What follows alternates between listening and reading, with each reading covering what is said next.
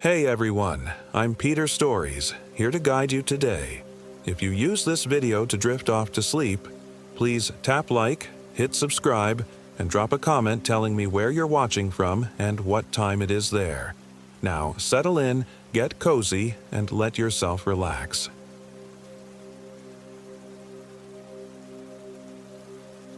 My name is Michael Williams, and I am 34 years old. This happened in the Spring Mountains of Nevada, near Charleston Peak, in a place that doesn't exist on any map anymore. I should have known something was wrong when the GPS started glitching 20 miles out from our campsite. The little blue dot that represented our Toyota 4Runner kept jumping around the screen like a dying insect, placing us simultaneously in 3 different locations. But Sarah laughed it off, her auburn hair catching the late afternoon sun as she leaned over to tap the device. "Technology," she said with that dismissive wave I'd grown to love over our 2 years together. "Maybe we'll actually have to use that paper map for once." The paper map. Right. The one that was currently showing roads that didn't exist and missing the Forest Service road we'd been driving on for the past hour. But I didn't mention that. Sarah was finally relaxed for the first time in months. Finally away from the architectural firm that had been consuming her life, and I wasn't about to spoil it with my paranoia. Behind us, Marcus was telling one of his endless stories about his latest climbing expedition in Yosemite, his voice mixing with the rumble of the engine and the crunch of gravel beneath our tires. Jennifer, his girlfriend of 6 months, laughed at all the right moments, though I could see in the rearview mirror that her attention kept drifting to the increasingly dense forest around us. We were heading to a remote camping spot Marcus had discovered on a previous solo trip, a hidden meadow surrounded by ancient pines, accessible only by a barely maintained trail that branched off from the main Forest Service road. No cell towers, no other campers, no civilization for miles. Exactly what we'd all agreed we needed. The road grew narrower as we climbed, switchbacking up the mountainside through stands of ponderosa pine and Douglas fir. The trees seemed to lean in closer with each mile, their branches creating a canopy so thick that twilight came early in their shadow. By the time we reached the trailhead where Marcus insisted we had to park, the forest felt less like a refuge and more like a trap. "This is it," Marcus announced, hopping out of the passenger seat with his usual enthusiasm. At 28, he still had that boundless energy that made everything seem like an adventure. Just a 2-mile hike to paradise. The trail was worse than I'd expected. Overgrown and poorly marked, winding through dense undergrowth that caught at our packs and scratched exposed skin. We'd been hiking for maybe 30 minutes when I noticed the silence. Not the peaceful quiet of nature, but something more unsettling. No bird calls, no rustle of small animals in the brush, no buzz of insects. Just our footsteps and labored breathing as we climbed. "Is it just me?" Jennifer said, stopping to catch her breath.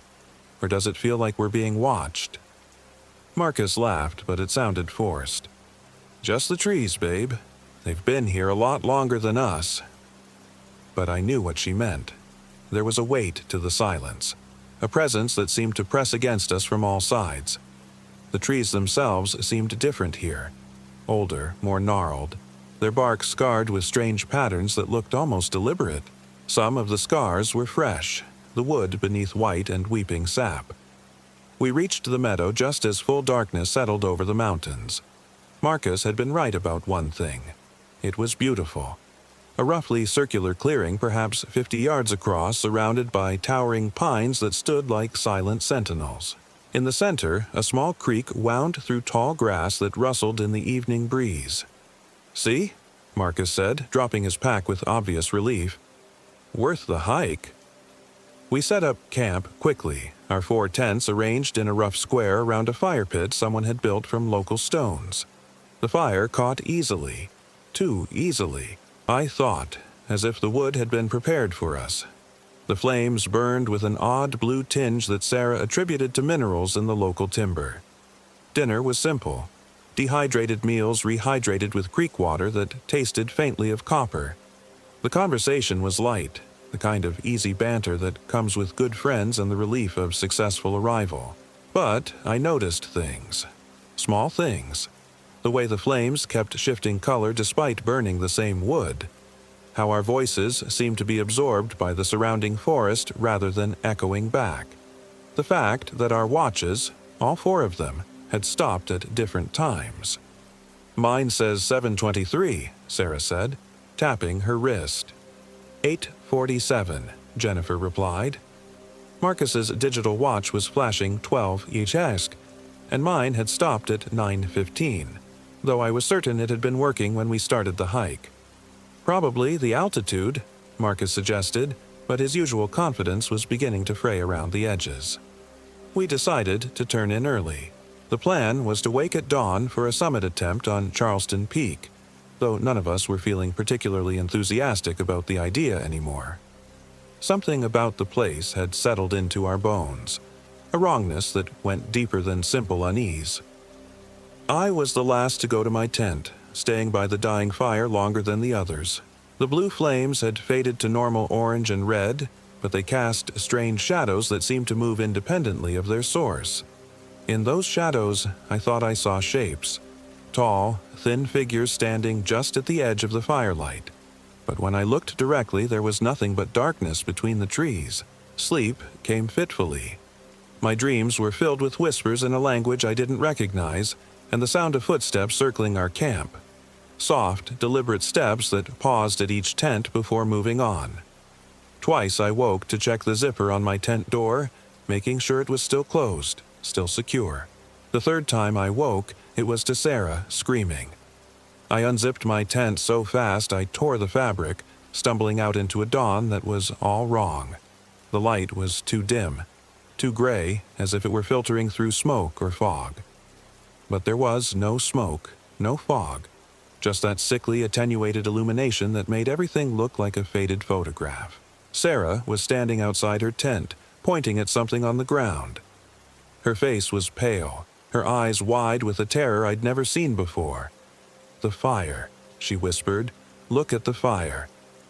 Where our campfire had been, there was now a perfect circle of ash so white it almost glowed. But that wasn't the disturbing part. Around the circle, pressed deep into the earth, were dozens of footprints. Human footprints, but wrong somehow. Too long, with toes that extended into claw-like impressions. "We were surrounded," Jennifer said, her voice barely audible. She was crouched beside her tent, pointing at more tracks. All night, they were all around us. Marcus emerged from his tent, took one look at the tracks, and immediately started breaking down his camp. "We're leaving. Now." But as we packed, more wrongness revealed itself. My backpack, which I'd left securely closed, was open, its contents scattered but not missing. Someone, or something, had been through all our gear. Food packages were opened and resealed, clothes were folded differently, personal items had been handled and replaced. Worse, our boots, all 4 pairs, showed mud and debris that hadn't been there the night before, as if we'd all been walking while we slept. The hike back to the car took twice as long as it should have. The trail seemed different, longer, with switchbacks and turns I didn't remember from the day before. Several times we came to forks in the path that Marcus swore hadn't been there during our ascent. "We're going in circles," Jennifer said after we'd passed the same lightning-struck tree for the 3rd time. The sun, what little we could see of it through the canopy, seemed to be moving in the wrong direction. My compass spun wildly, unable to find magnetic north. The forest around us had changed too. The trees were different species, the undergrowth thicker and more hostile. That's when we heard the whistling. It started as a single, pure note that seemed to come from everywhere and nowhere at once. A sound like wind through a narrow canyon, but there was no wind.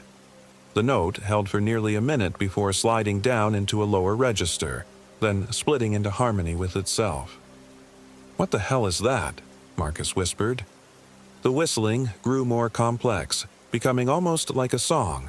But it was a song that hurt to hear, that made my teeth ache and my vision blur around the edges. Sarah pressed her hands to her ears, tears streaming down her face. "Make it stop," she begged. But it didn't stop. If anything, it grew louder, more insistent. and now there were voices mixed in with the whistling. Human voices speaking in that same unknown language from my dreams. They seemed to be getting closer. We ran. Crashing through undergrowth, abandoning the trail entirely, we fled toward where we thought the car might be. Behind us, the voices grew louder, more excited. They were following us, pacing us, herding us. I caught glimpses of them through the trees. Tall, impossibly thin figures that moved with a fluid grace that was both mesmerizing and terrifying. Their skin was bark brown and deeply grooved like tree bark. Their faces were almost human, but stretched vertically, with mouths that opened too wide and eyes that reflected light like an animal's. We burst out of the forest into the small clearing where we'd left the Forerunner, only to find it wasn't there. The clearing was there, the tire tracks were there, but the car had vanished. In its place was a wooden sign, weathered and old, that read, Charleston Peak Overlook, established 1952, destroyed by fire 1987. That's impossible, Marcus said, staring at the sign. The ranger station said this area was never developed. But even as he spoke, we could see the evidence around us. The blackened stumps of what had once been buildings, twisted metal that might have been playground equipment. And everywhere, scattered through the ash and debris, were bones. Human bones, yellowed with age but unmistakably fresh in some cases. Skull fragments with teeth still attached. Femurs gnawed by something with very large teeth. Rib cages that had been cracked open from the inside. The whistling had stopped, but now we could hear something worse. Footsteps. Lots of them, circling the clearing. The tree line remained empty, but the sounds were unmistakable. They were all around us, just out of sight. The old ranger station, Jennifer whispered, pointing to a partially collapsed building at the far end of the clearing. Maybe there's a radio. We approached the ruined structure carefully. The roof had caved in decades ago, and the walls were blackened with soot and age. But inside, incredibly, there was still equipment. An old radio setup, corroded but possibly functional. A logbook with entries dating back to the 1980s. Marcus worked on the radio while I flipped through the logbook. The entries started normal enough. Weather reports, visitor counts, maintenance notes. But as they progressed, they became increasingly erratic. June 15, 1987. Strange reports from campers about missing time and disturbed campsites. Third incident this week. July 2, 1987. Found Peterson's camp. Tents intact, gear untouched, but no sign of the family. Tracks around the site don't match any known animal. July 20th, 1987. They're in the trees. Watching. Always watching. Radio won't reach base. Maps are wrong. Time doesn't work right here. August 3rd, 1987. God help us. They're not just watching anymore. Jenkins came back from patrol, but it's not Jenkins. It looks like him, talks like him, but his eyes are wrong. He keeps smiling. Won't stop smiling. August 10th, 1987. The fire won't help. We tried to burn them out, but they like the fire. They dance in it. The flames don't hurt them. Nothing hurts them. They're coming for the rest of us tonight. If anyone finds this, don't come here. Don't let them know you've been here. They can smell the mountain on you. They'll follow you home. The final entry was in a different handwriting, shakier. August 15th, 1987. I am the last. The fire didn't work. It just made them angry. They're keeping me alive for some reason. I can hear them talking about me in their language. They want something from me. I won't give it to them. I won't become like the others. The gun has one bullet left. I'm sorry, Mary. I'm sorry I brought you here. Michael. Sarah's voice was tight with fear. Look outside. I looked up from the logbook to see them standing at the edge of the tree line. Dozens of them. Maybe hundreds. The bark-skinned figures we'd glimpsed during our flight. They stood perfectly still, watching us with those reflective eyes. Some of them were smaller than the others, child-sized. Some looked almost human, but with subtle wrongness in their proportions. and some of them I recognized. "Marcus," I whispered, "stop working on the radio and look." He looked up from the equipment, his face eager. "I think I've got it working. I can hear something coming through." But I wasn't looking at him anymore. I was looking at the Marcus standing with the creatures at the forest edge. Same face, same clothes, same hiking boots. But this Marcus was smiling, and the smile was too wide, showing too many teeth. "That's not possible," the Marcus beside me said, following my gaze. His face went white. That's me." The thing wearing Marcus's face waved at us. A friendly, casual wave, like it was greeting old friends. Then it opened its mouth and spoke in Marcus's voice. "Hey guys, found something really cool out here. You have to come see this."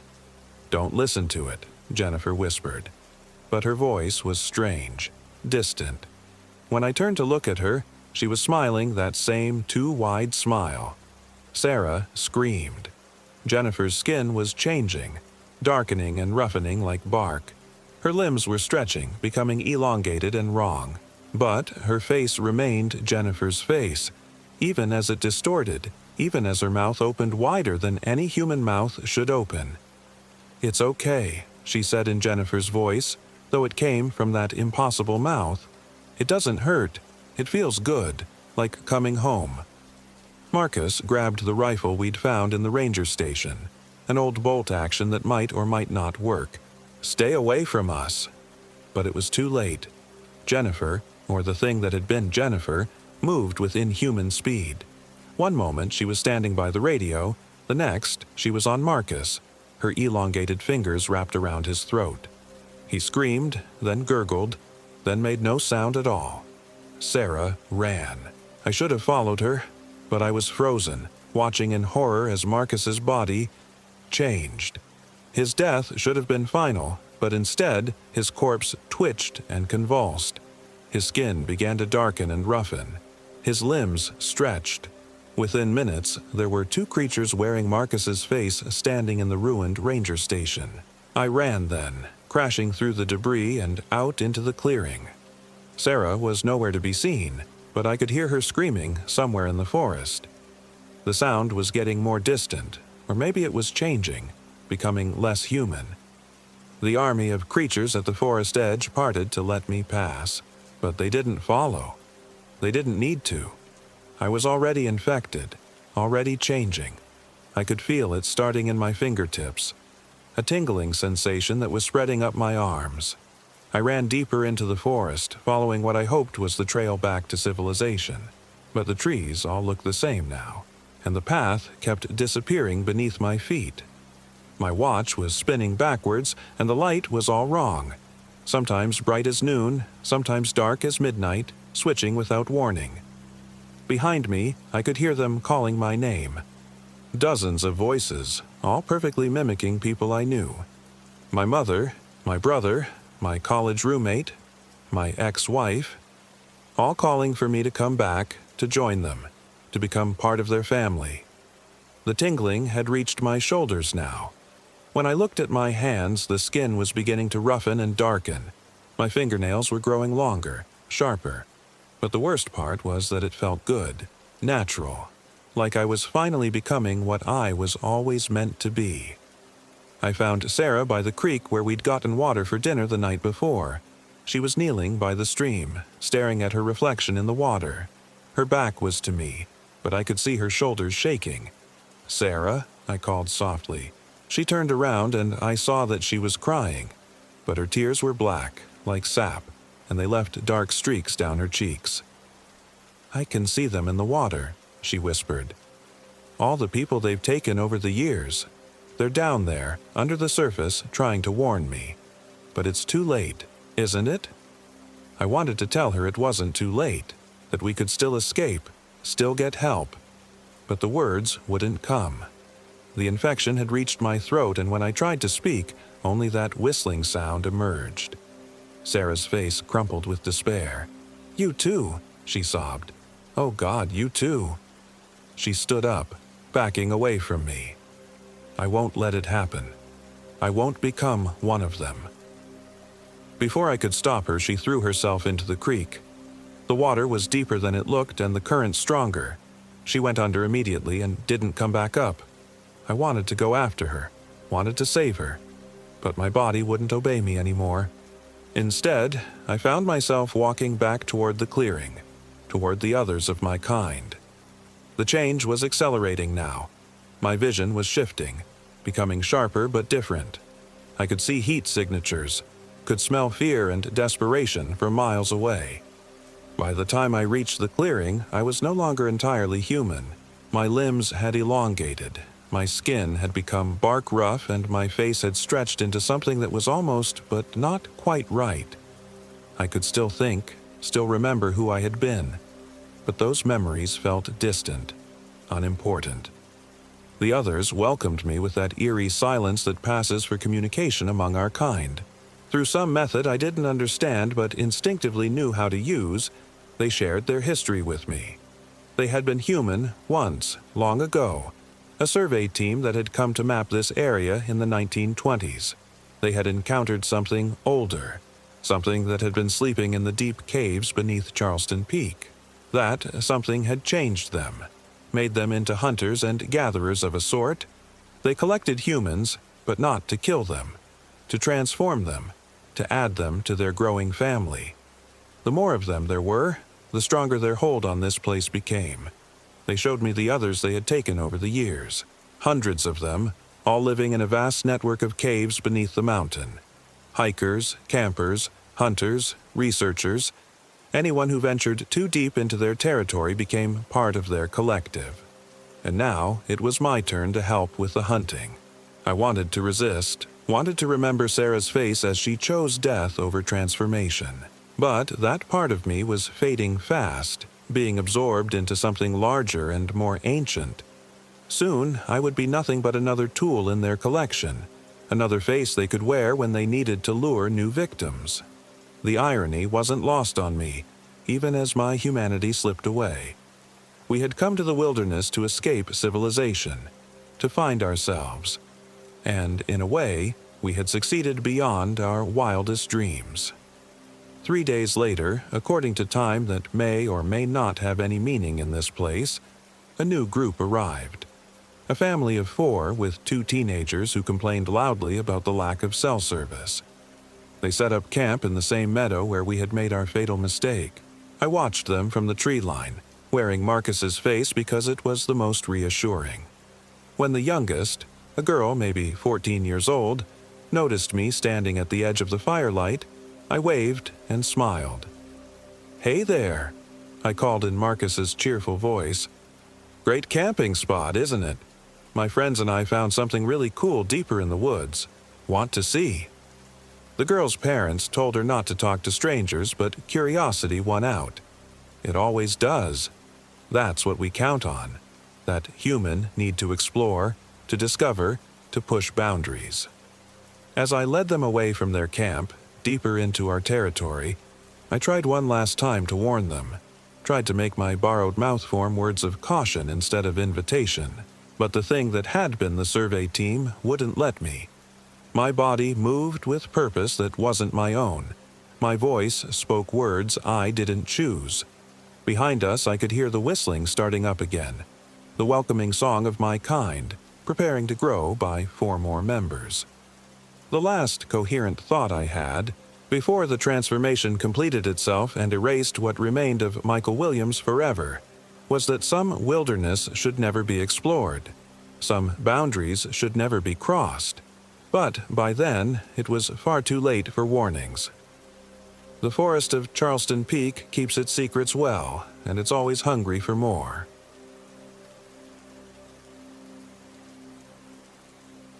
My name is Jennifer Williams, and I am 29 years old. This happened in the Toyabe National Forest, deep in the Ruby Mountains of northeastern Nevada, where the ancient pines whisper secrets that should never be heard. The idea for the camping trip came from my coworker Sarah Rodriguez during one of our mind-numbing lunch breaks at the insurance office. We'd been processing claims for 3 years straight, drowning in spreadsheets and customer complaints when Sarah slammed her hand on my desk and declared we needed to find ourselves in nature. before we completely lost our minds to corporate monotony. "The Ruby Mountains," she said, eyes gleaming with an enthusiasm I hadn't seen since our college days. "My cousin went there last summer. Said it was like stepping into another world. No cell service, no people. Just pure wilderness." I should have paid attention to the way she emphasized "no people" with an odd smile. Our third companion was Michael Williams, a soft-spoken accountant from the third floor who'd overheard our planning and shyly asked to join. He was one of those perpetually anxious types who checked his phone every 30 seconds and always carried hand sanitizer, but he was harmless enough. Sarah vouched for his camping experience, claiming he'd grown up hiking in Oregon. We planned for 3 days in the backcountry, deep enough to escape civilization, but close enough to establish trails that we wouldn't get completely lost. The Ruby Mountains offered dozens of remote camping spots, and Sarah had researched a particular area near Lamoille Canyon, where ancient petroglyphs marked territories that local Shoshone tribes had once considered sacred and dangerous. The drive from Reno took 4 hours through increasingly desolate landscape. Rolling sagebrush gave way to jagged peaks that clawed at a steel-gray October sky. The temperature had dropped 20 degrees since leaving the city, and our breath fogged the car windows as we wound higher into the mountains. "God, it's beautiful," Sarah breathed, pressing her face against the passenger window, but something in her voice sounded wrong. Too eager, too hungry. Michael sat in the back, nervously adjusting his wire-rimmed glasses and clutching a detailed topographical map. "According to this, the nearest ranger station is 43 miles away," he said. "And cell towers, well, there aren't any for at least 60 miles in any direction." The isolation should have felt liberating. Instead, it felt like stepping into a trap. We parked at a barely maintained trailhead marked only by a weathered wooden sign. "Toyabe Wilderness. Enter at own risk. No services beyond this point." The warning felt ominous rather than adventurous as we shouldered our packs and started the 5-mile hike to our chosen campsite. The trail began innocuously enough, winding through stands of aspen and mountain mahogany. But as we climbed higher, the vegetation grew sparse and twisted. The trees seemed to lean away from something, their branches reaching desperately toward thin air. Even the birds fell silent. "It's so quiet," Michael whispered, constantly looking over his shoulder. "That's the point," Sarah replied, but she was walking too fast, almost pulling ahead of us with an urgency that didn't match our leisurely camping plans. 3 hours in, we reached our destination, a small clearing beside a creek that should have been babbling but instead moved with an oily, sluggish current. The water looked wrong. Too dark, too thick, reflecting the sky like black glass. Ancient petroglyphs covered a massive boulder at the clearing's edge, spiral designs and humanoid figures that seemed to writhe when viewed peripherally. "This is perfect," Sarah announced, dropping her pack with satisfaction. "Completely isolated. No one will bother us here." The way she said, "no one will bother us," made my skin crawl. We set up camp as afternoon shadows lengthened with unnatural speed. My tent seemed to fight me, zippers sticking and stakes refusing to bite into soil that felt strangely soft and warm. Michael struggled with his camping stove, cursing as it repeatedly failed to light. "The altitude must be affecting the fuel mixture," he muttered, but we were only at 8,000 feet. Not nearly high enough to cause equipment problems. As darkness fell with startling suddenness, our campfire proved equally problematic. The flames kept changing color, normal orange and yellow flickering to unnatural blues and greens that cast sickly shadows across our faces. Sarah seemed fascinated by the bizarre fire, staring into it with an intensity that made me deeply uncomfortable. "Beautiful, isn't it?" she murmured. "Like it's showing us something." "Showing us what?" I asked. But she didn't answer. Michael had given up trying to cook and was gnawing on a granola bar, his hands shaking slightly. "I keep feeling like we're being watched," he admitted. "Like there's something just beyond the firelight." I felt it too. a presence that made the hair on my arms stand up and my breath catch in my throat. The darkness beyond our small circle of light seemed to pulse with malevolent awareness, as if the forest itself was studying us with predatory patience. "It's just your imagination," Sarah said dismissively. "City nerves adjusting to the wilderness." But even as she spoke, something moved in the trees behind her. Not an animal. The movement was too fluid, too deliberate, too wrong. We tried to sleep, but rest proved impossible. Every sound seemed amplified and threatening. Branches creaking like arthritic joints, wind sighing through the pines like whispered warnings. My sleeping bag felt clammy against my skin, and the ground beneath seemed to shift and settle as if something large was moving underneath the earth. Around midnight, Michael's tent zipper opened with a sharp metallic rasp. "Can't sleep either," I whispered. No response. The tent flap hung open like a mouth, revealing nothing but darkness within. "Michael?" Still nothing. I crawled out of my own tent, bare feet immediately numb against the frosted ground.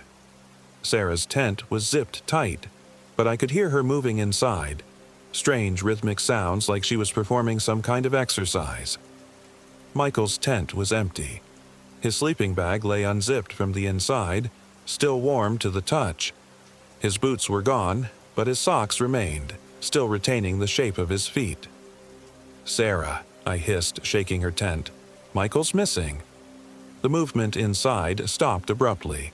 After a long pause, Sarah's voice emerged, muffled and oddly flat. "He probably went to pee. Go back to sleep." But something about her voice was wrong. The cadence too slow. The inflection missing her usual warmth. And the sounds I'd heard hadn't been those of someone sleeping restlessly. I grabbed my flashlight and searched the immediate area, calling Michael's name in harsh whispers. The beam illuminated twisted tree trunks that looked almost like frozen screams, and undergrowth that seemed to recoil from the light. 20 yards from camp, I found his glasses, one lens cracked, lying beside the creek. The water had stopped moving entirely. In the flashlight beam, the surface looked solid. Not ice, but something organic and wrong. And underneath, shapes moved with deliberate purpose.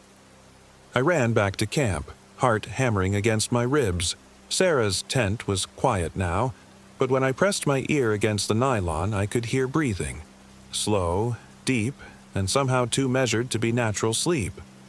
Dawn came reluctantly, gray light filtering through branches that seemed to have moved closer to our camp during the night. The fire had died completely, leaving behind ashes that looked like tiny bones. Sarah emerged from her tent as I was packing frantically, my hands shaking so badly I could barely stuff my sleeping bag into its compression sack. "Leaving so soon?" she asked, and her voice was definitely wrong now, familiar but subtly distorted, like a recording played at the wrong speed. I looked at her carefully for the first time since waking. Same auburn hair, same green eyes, same heart-shaped face. But her smile was too wide, revealing teeth that seemed slightly too sharp. And she wasn't blinking, just staring at me with predatory intensity. "Michael's missing," I said carefully, not taking my eyes off her. "We need to get help." "Oh, Michael's fine," she replied, tilting her head at an unnatural angle. "He just needed to change, like I did." The thing wearing Sarah's face took a step toward me, and I noticed its feet didn't quite touch the ground. The early morning light seemed to pass through it rather than reflecting off its skin. "Don't you want to stay, Jennifer? The forest has so much to show you, so much to teach you about what you really are underneath all that human pretending." I bolted, abandoning my gear and crashing through the underbrush toward the trail. Behind me, Sarah, or whatever was using her form, laughed with a sound like wind chimes made from broken glass. The forest had changed overnight. Trees that should have been familiar landmarks were gone, replaced by twisted spires of wood and thorn that wept dark sap. The trail had vanished entirely, leaving me stumbling through dense undergrowth that seemed to shift and close behind me. My compass spun wildly, unable to find magnetic north. The sun was wrong too. a pale disk that provided no warmth and cast shadows in impossible directions. Time felt liquid and unstable. I would check my watch to find hours had passed in what felt like minutes, or that time had reversed entirely. That's when I heard Michael calling my name. His voice echoed from somewhere ahead, plaintive and desperate. "Jennifer, help me. I'm lost." I followed the sound through a grove of aspens whose leaves rustled without any wind, their pale trunks bearing scars that looked like hieroglyphs. Michael's voice led me deeper into the forest, always just out of sight, always pleading for help. "I fell in the creek," his voice explained as I pushed through a curtain of hanging moss. "Something pulled me under. I can't find my way back to camp." I emerged into a small clearing where Michael sat with his back to me, hunched over beside the same oily creek that had been near our campsite. But this was impossible. I'd been hiking away from the water for over an hour. "Michael?" I called softly. He turned and I screamed. His face was a ruin of waterlogged flesh, skin sloughing off in gray ribbons to reveal muscle and bone beneath. One eye socket was empty, the other held something that pulsed with bioluminescent light. When he opened his mouth to speak, black water poured out, carrying tiny things that writhed and glowed. "I'm so cold, Jennifer," he gurgled. "The water. It's so cold and dark. But it showed me things. Beautiful things. Come see." He reached toward me with fingers that had stretched into impossible lengths, nails grown into curved talons. The creek behind him began to bubble and churn, and shapes rose from its depths. Humanoid forms in various stages of decay, all reaching toward me with desperate hunger. I ran again, crashing through thorns that tore at my clothes and skin. The forest seemed to be laughing now, a sound like wind through dead leaves that followed me no matter how fast I moved. Tree branches grabbed at me with wooden fingers, and roots erupted from the ground to tangle my feet. The pursuing voices multiplied, Sarah calling sweetly for me to come back, Michael begging for help, and others I didn't recognize, all promising comfort and understanding if I would just stop running. I found myself in another clearing, this one dominated by a massive dead tree whose branches formed impossible geometric patterns against the gray sky. Hanging from those branches were objects that made my sanity crumble, pieces of camping gear I recognized, clothes I'd seen my coworkers wear, personal items that couldn't possibly be here. Sarah's car keys, Michael's wallet, my own driver's license, though I still had mine in my pocket.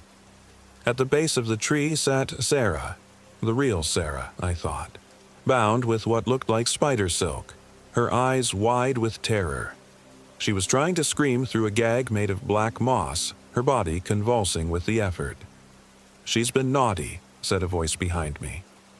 I turned to find myself facing the thing that had been wearing Sarah's appearance.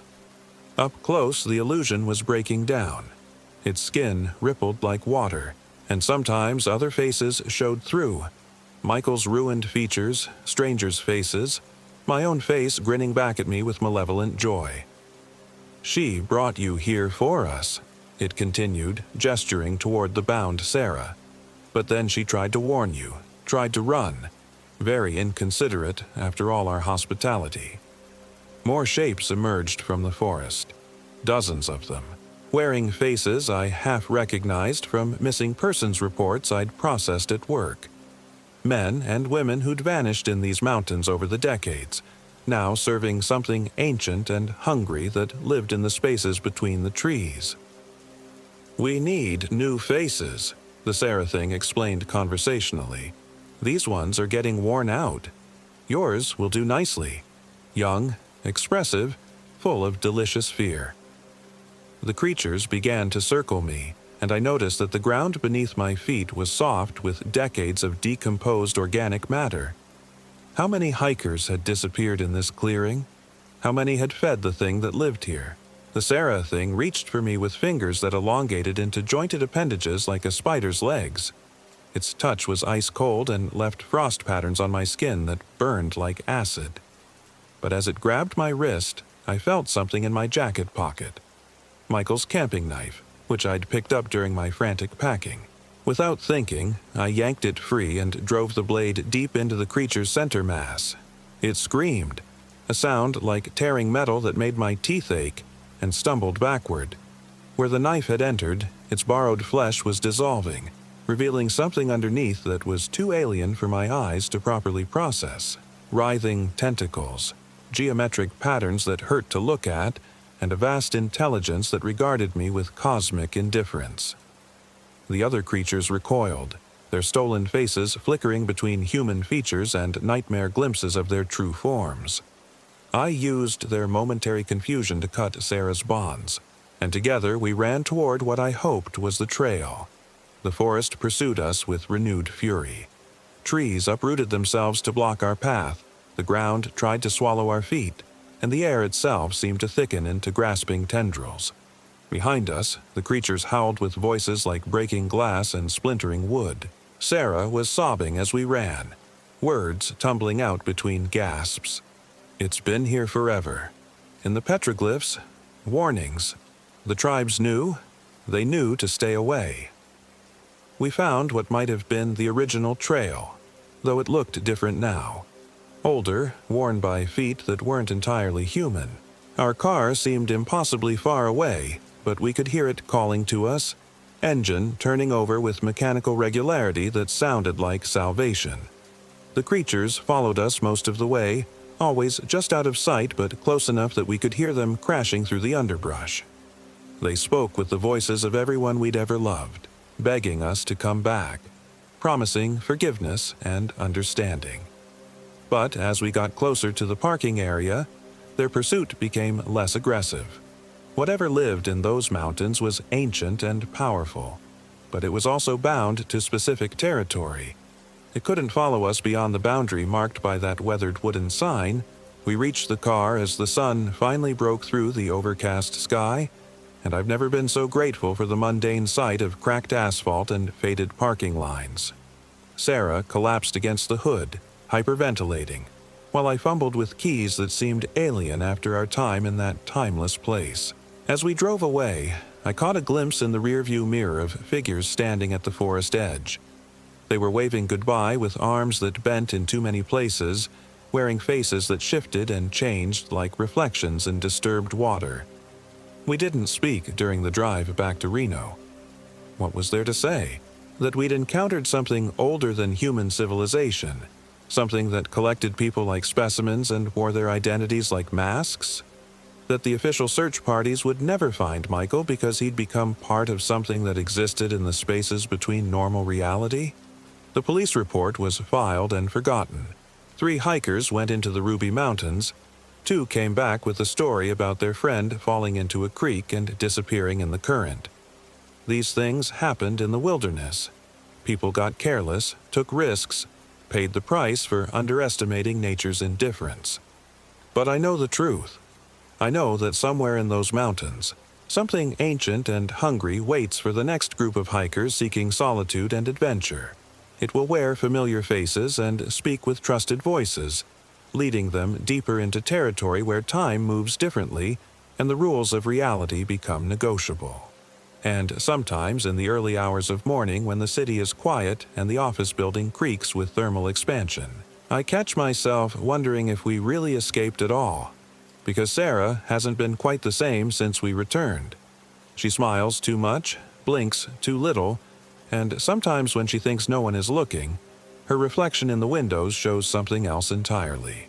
Something with too many teeth and eyes that hold the cold intelligence of deep forest shadows.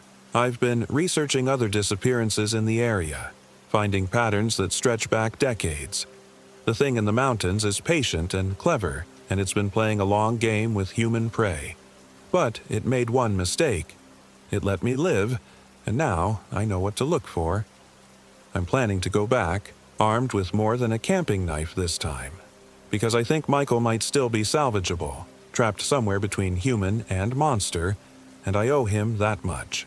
The petroglyphs weren't just territorial markers, they were warnings, left by people who understood what lived in those mountains and tried to contain it. Maybe it's time someone learned to read them properly. The forest is calling to me even now, promising answers and reunion with old friends. But this time, I'll be ready. This time, I'm bringing fire.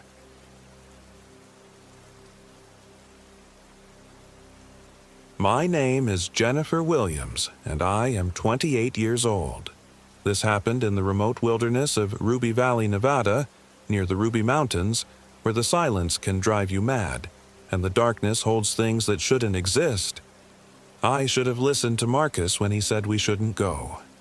My boyfriend of 3 years had this way of sensing trouble before it found us, but I was stubborn. I needed this trip. Needed to get away from the suffocating walls of our Las Vegas apartment, away from the job that was slowly killing my soul, away from everything that reminded me of my sister's death 6 months earlier. The plan was simple. 3 days of hiking and camping in the Ruby Valley wilderness, just the two of us. Marcus had reluctantly agreed after I'd begged for weeks, though he kept muttering about bad feelings and checking weather reports obsessively. Sarah, my co-worker and closest friend since Emma died, had wanted to come too, but I convinced her to let us have some couple time. I wish to God I'd said yes to her joining us. We drove Marcus's beaten Ford pickup through the winding mountain roads on a Thursday morning in late October. The aspens were turning, their golden leaves creating a false sense of warmth against the steel-gray sky. As we climbed higher into the Ruby Mountains, civilization fell away like shed skin. The last gas station was in Elko, the last cell tower somewhere around the base of the range. "Phone's dead," Marcus announced, tossing his device onto the dashboard. "Yours?" I checked mine. No signal, battery draining faster than it should. Same. GPS is glitching too. The blue dot that represented us kept jumping around the map like a confused fly. Marcus pulled over at a scenic overlook, his jaw tight with tension. Below us stretched Ruby Valley, a vast expanse of sagebrush and emptiness bordered by mountains that looked like the spine of some ancient buried beast. The silence was absolute, pressing against my eardrums like deep water. "Jenny, I really think we should turn back," he said quietly. "Something feels wrong here." I wanted to roll my eyes, but the oppressive quiet was getting to me too. It wasn't natural. No bird songs, no insect buzz, no wind through the trees. Even our breathing seemed muffled. "We're being paranoid," I said, though my voice came out smaller than intended. "It's just quiet because it's remote. That's what we wanted, right?" But as we descended into the valley, following a barely maintained dirt road toward our planned camping spot near Harrison Pass, the wrongness intensified. The temperature dropped 10 degrees in as many minutes. Our breath began to fog despite the afternoon sun. And the silence. The silence felt hungry. We made camp in a clearing beside a creek that should have been babbling but ran silent as oil. The water looked clean enough, but when Marcus dipped his hand in to test it, he jerked back with a hiss. "It's ice cold," he said, and it felt thick, like syrup. I tested it myself and nearly vomited. The water felt wrong against my skin, too viscous, too alive. We decided to use our bottled water exclusively. As evening approached, Marcus struggled to get our campfire started. The kindling was dry, the technique perfect, but the flames wouldn't catch. When they finally did, they burned an unsettling blue-green color that cast sickly shadows. "Did you use different fire starter?" I asked. He shook his head, staring at the weird flames. "Same stuff I always use. This shouldn't be happening." We ate our freeze-dried meals in relative silence, both of us jumping at every small sound, which were few and far between. By full dark, the only illumination came from our mutant campfire and the thin sliver of moon overhead. Stars that should have blazed in the clear mountain air seemed dim and distant. "I keep feeling like we're being watched," Marcus whispered as we sat close together on a log. I felt it too. That crawling sensation between the shoulder blades, the primitive brain's warning that predator eyes were upon us. But every time we swept our flashlights around the perimeter, we saw only empty darkness and the twisted shapes of dead trees. "It's just because it's so quiet," I said, trying to convince myself as much as him. Our brains are making up threats because there's no sensory input. But I was wrong. So very, terribly wrong. We crawled into our tent around 10 p.m., zipping the fly tight against the cold and the watching dark. I pressed against Marcus's warmth, listening to his steady heartbeat, trying to let it lull me to sleep. But every few minutes I'd hear something, the soft crunch of footsteps circling our tent, the whisper of fabric against fabric, breathing that wasn't ours. "Do you hear that?" I'd whisper. "Hear what?" Marcus would reply, but his body was tense as a bowstring. Around midnight, the footsteps stopped circling and began to follow a pattern. 3 steps forward, pause, 3 steps back, pause. Over and over, patient as death. The sound was soft, like bare feet on pine needles, but there was something wrong with the gait. The steps were too evenly spaced, too rhythmic, like a broken music box playing the same bar forever. Marcus sat up suddenly, his hand finding the hunting knife he kept beside his sleeping bag. "Someone's out there." "Hello?" I called out, my voice cracking. "Is someone there?" The footsteps stopped immediately. The silence that followed was worse than the sound had been. Expectant, coiled, like the moment before a scream. Then, from somewhere impossibly close to our tent wall, came a voice. My voice. "Is someone there?" it said, perfectly mimicking my tone, my inflection, even the slight crack from fear. Marcus's breathing stopped entirely. I felt my heart hammering against my ribs like a caged bird. The voice came again, still in my tone, but with something subtly wrong, like a recording played back at the wrong speed. "Is someone there? Is someone there? Is someone there?" "What the hell?" Marcus breathed. I grabbed his arm, my nails digging into his skin. Outside, the thing wearing my voice began to laugh. My laugh, but stretched too long, too high, building to a shriek that made my teeth ache. Then, silence. We didn't sleep that night. We sat, clutching each other and our knives, listening to the thing circle our tent until dawn.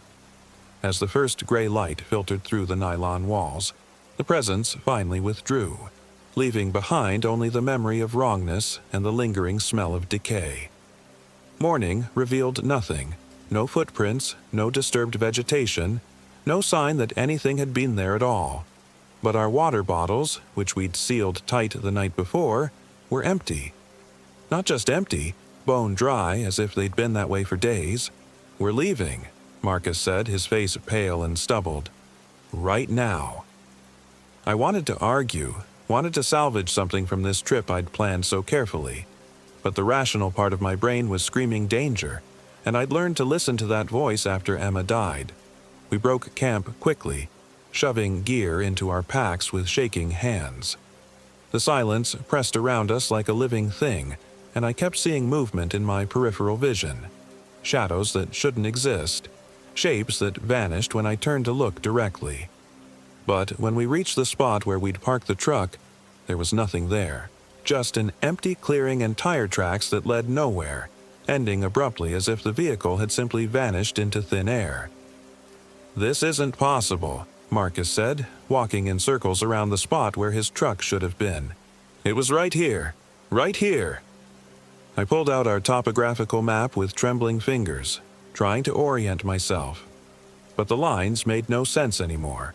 Trails connected to nothing, elevation markers contradicted each other, and the compass spun lazily without settling on any direction. "The map's wrong," I whispered. "Everything's wrong." That's when we heard it, the distant sound of an engine, growing closer. Hope flared in my chest until the sound resolved into something recognizable. It was Marcus's truck, but the engine note was off, stuttering and grinding like machinery in its death throes. The Ford appeared through the trees, moving at walking speed, lurching and bucking over the rough ground. As it drew closer, I could see that something was wrong with it. The windshield was spiderwebbed with cracks, the bumper dented and scraped, and dark stains streaked the faded blue paint. But the worst part was the driver. It looked like Marcus.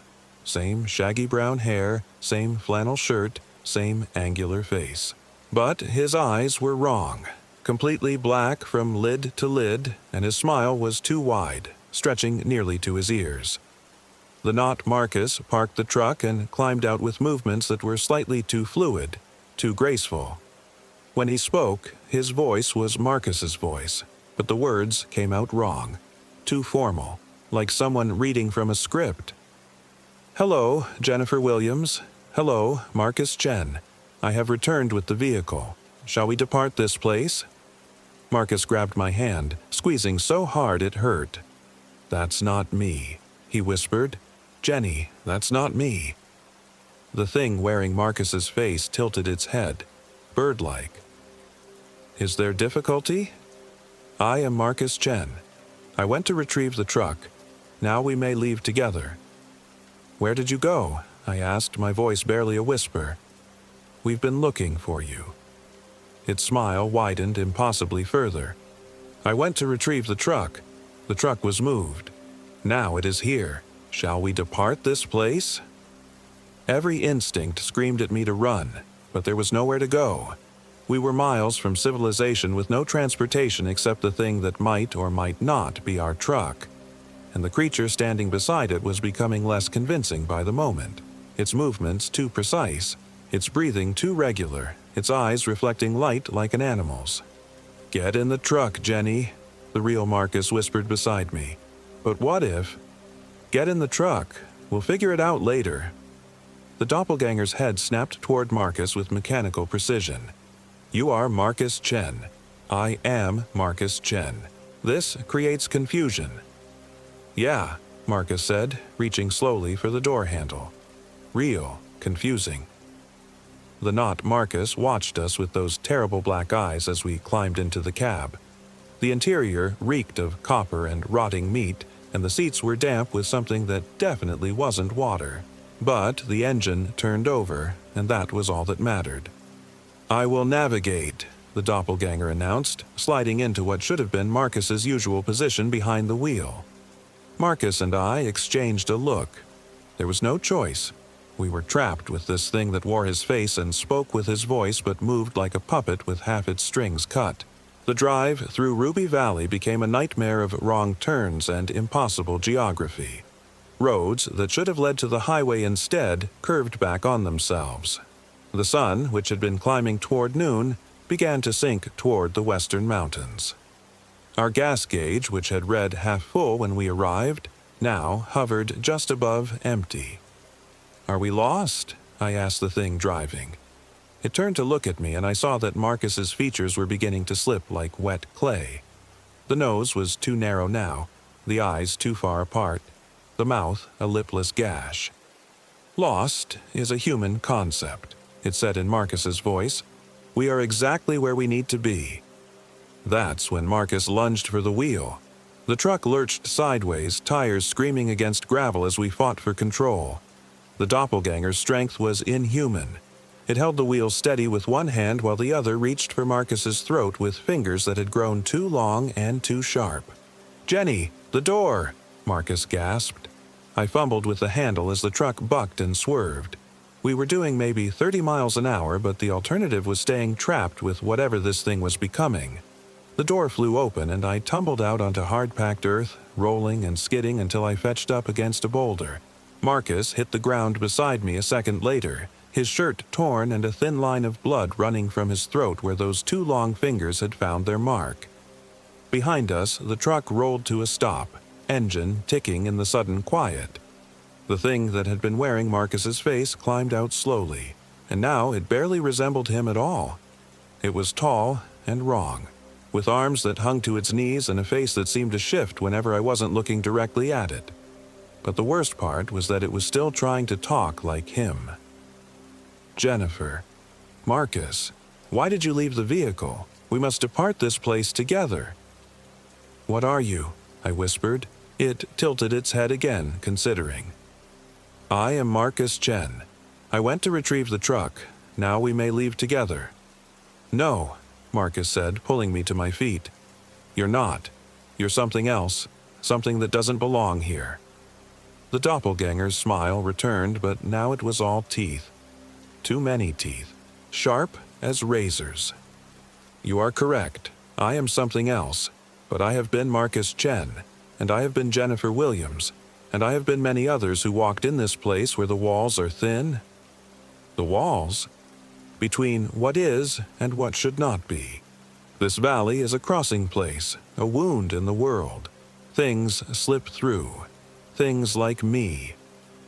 Its voice was changing now, becoming something that hurt to hear. I have worn your faces, spoken your words, taken your shapes.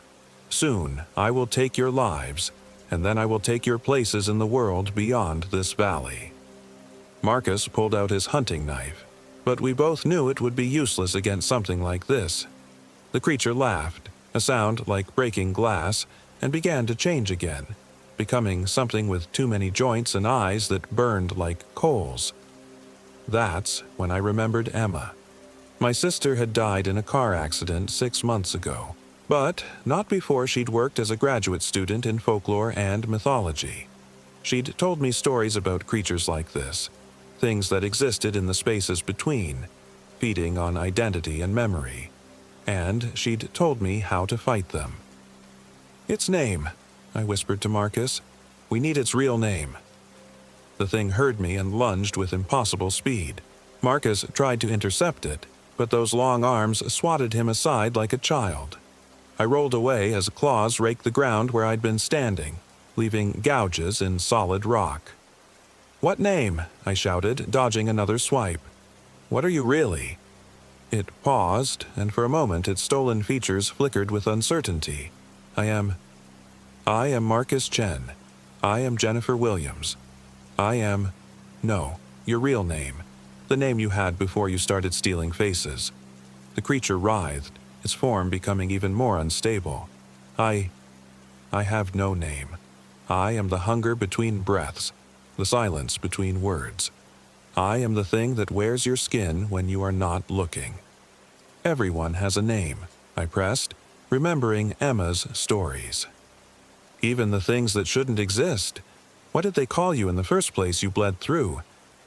Its scream shattered the unnatural silence of Ruby Valley, and birds that had been hidden or absent suddenly burst from the trees in panicked clouds. The creature collapsed to its knees, clutching at its shifting head. "Vorthak," it whispered.